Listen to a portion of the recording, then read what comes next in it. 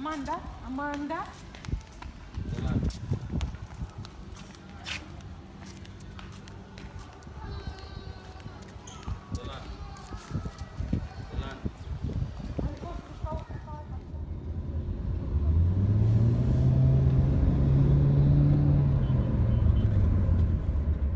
Angola has been one of the top performers in Africa in terms of economic growth. I think the potential that it has is enormous, and the fact that we can help the middle class become part of that big potential economically is really profound and really big. Boa tarde. So I actually lived in Angola for 2 years. That's where I served my mission. I was called to the Mozambique Maputo mission, but I was assigned to serve in Angola. And while I was there, I saw some pretty cool hats that I liked. And I was like, oh, those are cool hats. I want one of those when I get home. And then I kept looking, periodically on the internet, couldn't find anything. And then I was like, what the heck, I'll just make my own. Nate's always been interested. He has all kinds of cool things that he brought back from Africa, paintings and cool wooden sculptures that he got there. And he's always had a love for it and just always wanted to do good over there.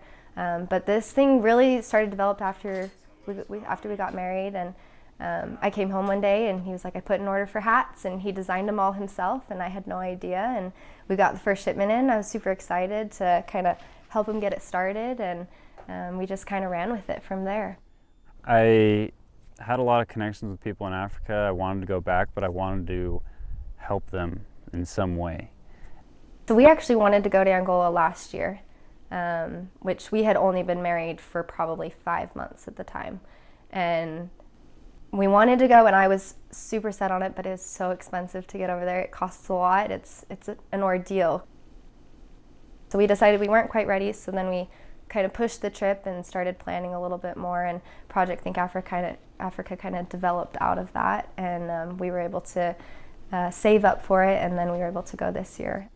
The biggest thing we need from people is to just help other people be aware, and that's why we have our products, mostly to fund the projects, but we want the Think Africa site to be a hub of where people can go to look at legitimate projects going on in Africa. Our goal is to partner with more people on more projects, vet these projects to make sure they're legitimate and good projects, and then put them on our site, and then when people buy our products, they can specify which project they want the proceeds to go to. The other big thing is what we're trying to do in the future a lot more is educate people on what Africa is really like. One thing I like to ask now is what 3 words come to mind when I say Africa? Lion. Lions. Lions. Lions. Lions. Lions. Lions. Mountains. Watermelon. Bangladesh. Beautiful. Braids. Europe. Big. Very big. Huge. Hot. Elephants, black people. Jungle. I don't want to say the other two. Like, that's it.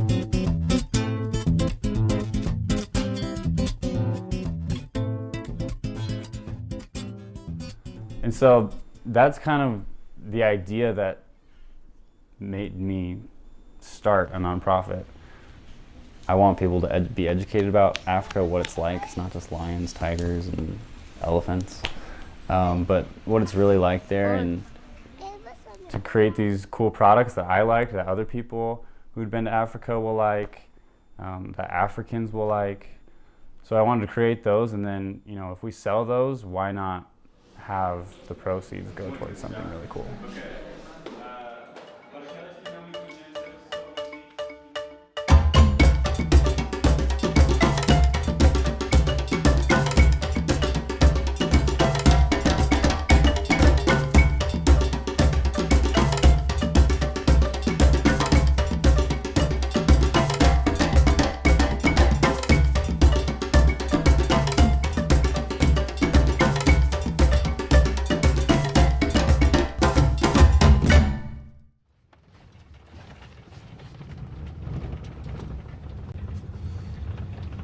people here, they are not yet use it, digital stuff. Yeah. They are like, they are getting in. And we need to educate them the tools that they need to use, make their life more easy.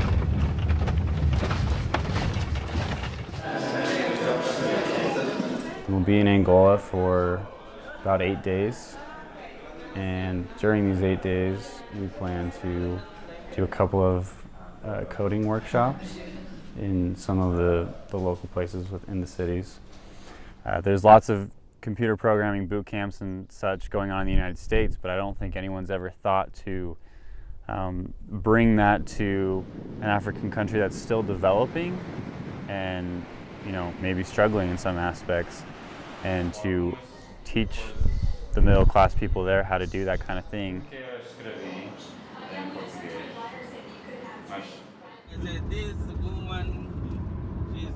A lot of projects aim to help a large amount of people. We're kind of focusing on less people, but people who have the entrepreneurial spirit.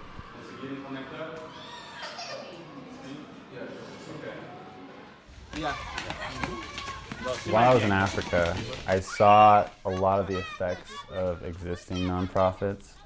And what a lot of them do are things like, you know, they get donations from people in the United States, whether it's money or clothing, whatever it is, and they take that to Africa, and then the clothing donations, for example, those are all sold to Africa. They're sold in Angola. So what a typical Angolan will go to the docks where these donations are being sold at.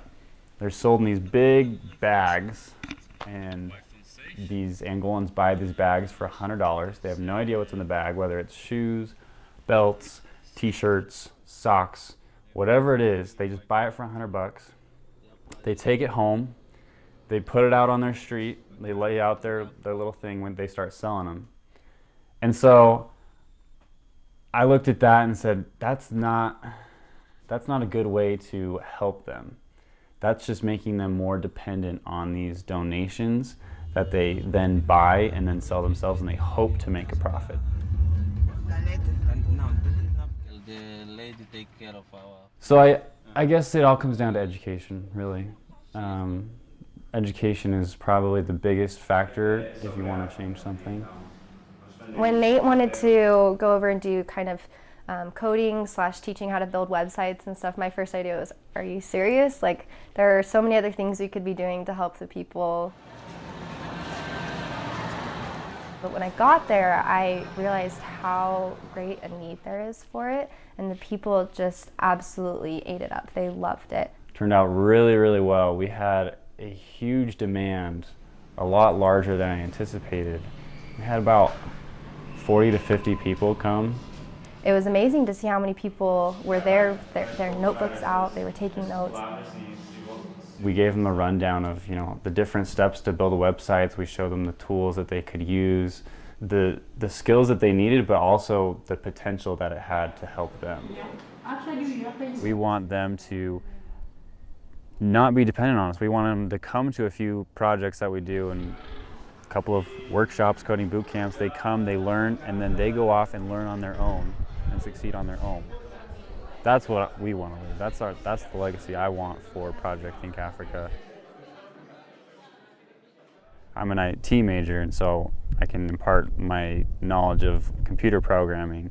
Websites specifically are a tool that can help people find gainful employment.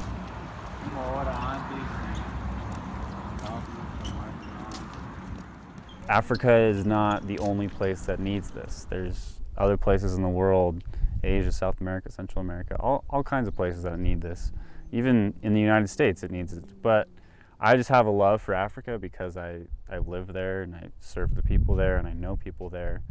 And I just understand the way of life there. And so it seemed like a good starting point, and who knows, maybe Project Think Africa can expand to Project World.